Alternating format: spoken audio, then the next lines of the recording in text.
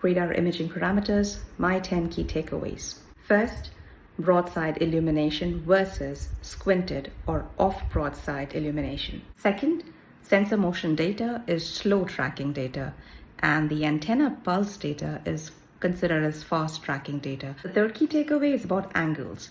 So if the incidence angle and the grazing angle are complements, are the look and depression angles complements as well?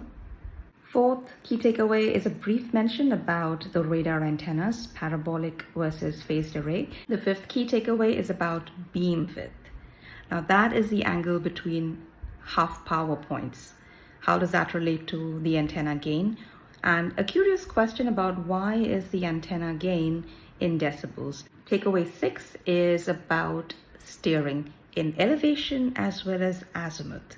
And why is beam steering in azimuth helpful when you consider squint angle collection? Seventh key takeaway is related to the beam width antenna gain key takeaway, is that when would you need, because I mentioned it's the angle between the half power points. So when would you want to go beyond the half power point?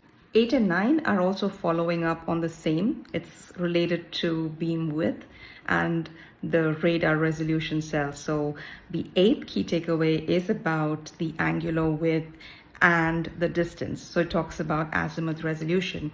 And the 9th key takeaway actually walks you through the section on pulse duration, and it talks about range, far and near range. And I think that is quite interesting. And then the final key takeaway, which is something I think with any subject, you will have a ton of jargon coming up thrown at you. So it's an acronym galore, the greatest key takeaway. And it's good to have it right at the start in chapter 2, because it kind of prepares you.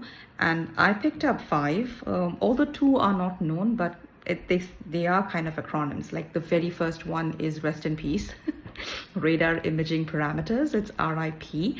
So that's one way to remember it. And there are a lot of parameters in this particular chapter. The second is PRF, your pulse repetition frequency. The third is SLAR, side-looking airborne radar. The fourth is something I introduced, RBI, called radar-based imaging. And then the general one where you talk about RAR, real aperture radar. And those were my final key takeaways. And for somebody who hasn't read the book, it's an invitation to read the book, because if you can get an opportunity, it's a very good book to read. And the next chapter will be chapter 3. I don't remember the title. Let me look it up.